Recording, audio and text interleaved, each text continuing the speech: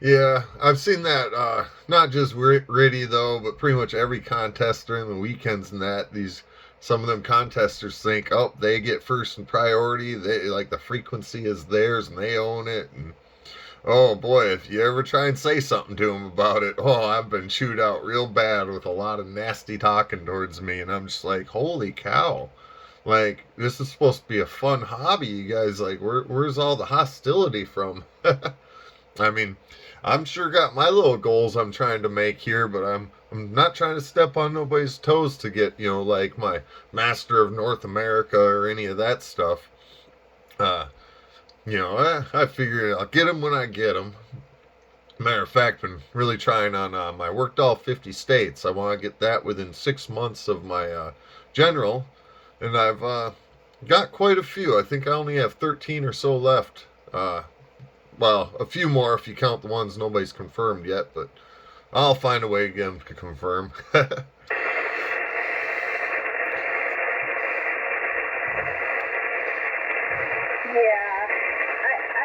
So like with the contesting, sideband contesting is kind of that way for me. I was doing a sideband contest over the summer, and you can't speak the whole time, so you're using the voice recorder to send the pre-recorded messages, and some guy he got so angry at me. He's like, beep, beep, it's a computer woman, and he just kept yelling that into the microphone all the time. And I'm like, what is going on? I'm like, do you have a problem? And he's like, yeah, I have a problem. You're not a computer. I want to listen to that great, gorgeous female voice. And I'm like, oh, this is getting creepy.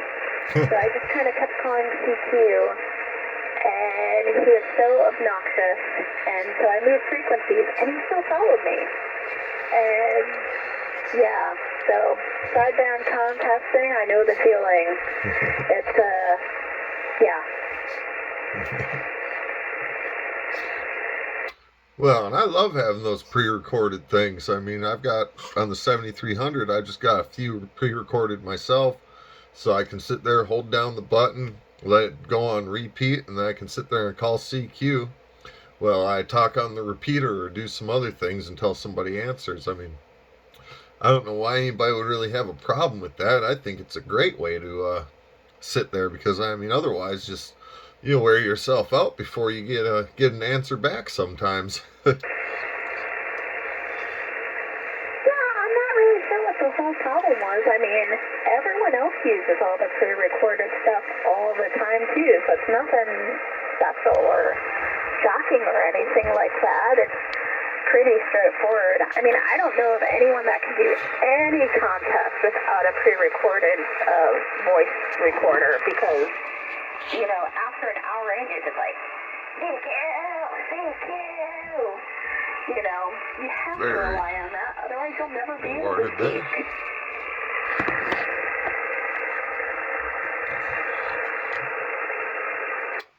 One of the things I've also been trying to do while I've been doing this is I've been doing some YouTube stuff.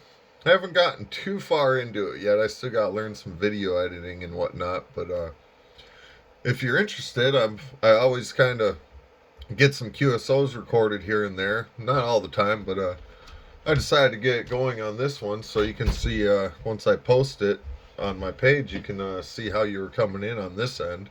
You just search my call sign there on YouTube. I'm the Nutty Ham because I'm on a walnut farm. See, whenever you make a video, though, I always like to bring up the Simpsons reference about how you have to use a star swipe. That's what you need, because that's what they used in, I think it was Homer making a video, and he's like, every single screen transition was a star swipe. So when I've had to make a couple videos for work and stuff, I always make like every screen transition a star swipe, and every so often, someone actually gets it and sees it and get a little chuckle. It's so stupid, but it makes me laugh. K7VAP. Yeah, well, once I learn some editing and that, I'll have to do that. I'm a big Simpsons fan myself there. But yeah, it's been going slow. I've had a lot of work going on the farm and all that, so haven't been able to dive in too much and learn some editing. But I'm I'm gonna need to, and so is my wife. She's been doing one as well.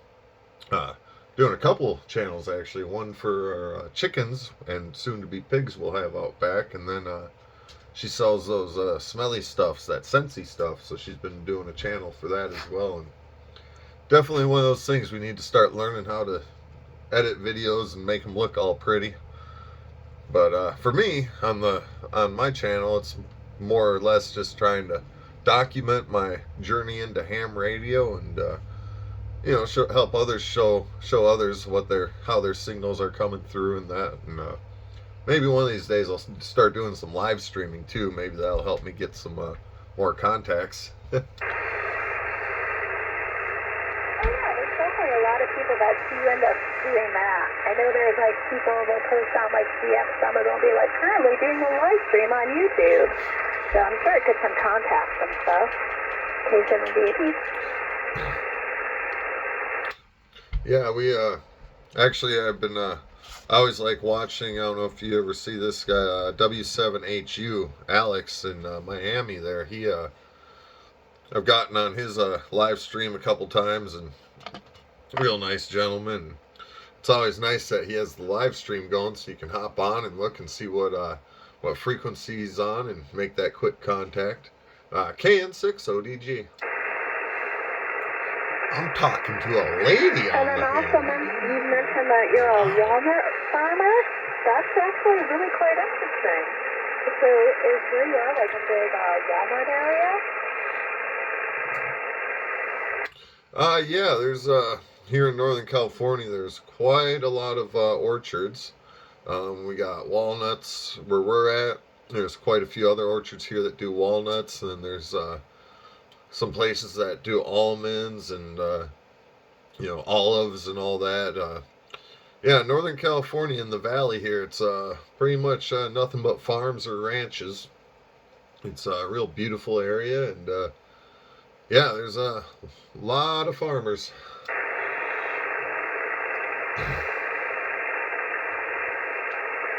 Yeah. I have a neighbor down the street that has a walnut tree, and of course that means all the rest of us on the block has a walnut tree thanks to the squirrels. I'm actually my one little tiny tree in the backyard. It's only about 15 feet high, but some squirrel buried it, about 25 years ago, right underneath the fence. So it was pulling up a cement slab. Oh, blanket is safe. And not only that, but the neighbor's dogs next door are eating the walnuts and they're getting sick. And one of them actually went to the emergency vet because of it. So we're tearing down that walnut tree here this week.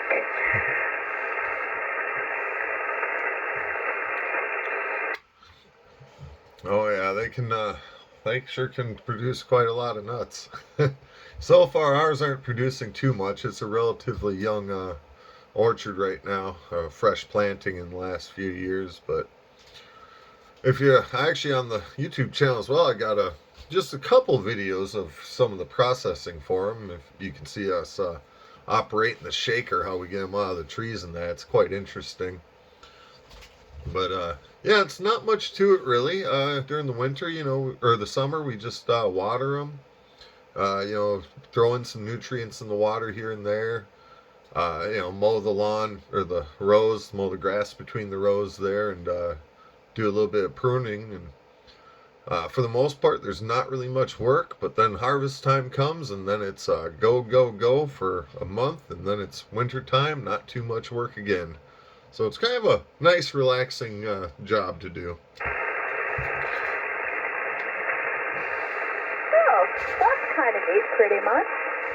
Yeah, I can't imagine what it's like doing that much acreage. I mean, I spend a whole day just doing my little garden here at home, and I'm like, oh, this is tough work. So I don't know how you can do it. You have a very good setup there.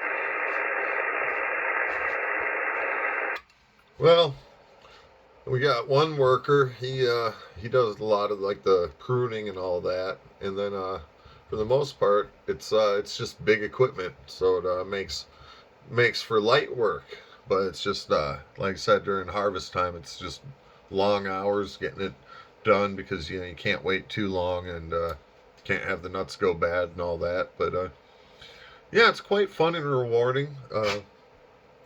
It's not too hard on me. I've got multiple sclerosis, so I've kind of hard to do a lot of things. But this seems to be the one thing where I don't have to work too hard.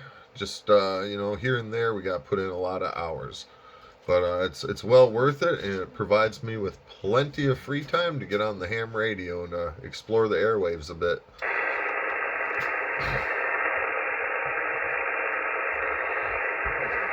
That's always nice to do. So, you got anything exciting coming up? Any vacations? Any trips or anything planned? K7VAP. No, not really. Have to run down to LA and pick up this tower in a couple weeks. But other than that, kind of a bit of a homebody. I'm sure, like most hams are, except for the ones that get into Poda and soda. But I'm going to have to actually bid you a 7-3. The wife has let me know we've got some things to do here in the kitchen for the old turkey dinner meal. But hope to catch you on again, and definitely hope to see you on JS8 as well. And I really appreciate the QSO, and it was an absolute blast chatting with you. And once again, you can check this out here in a few hours once I get the video loaded on my YouTube channel at KN6ODG. And till next time, 7-3. Don't run off, Greg.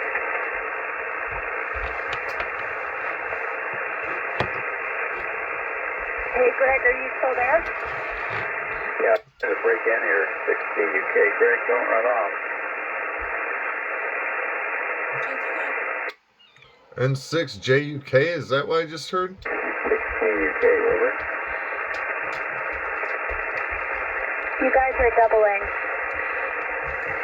Greg, KN6ODG, can you copy N6G UK, over, over?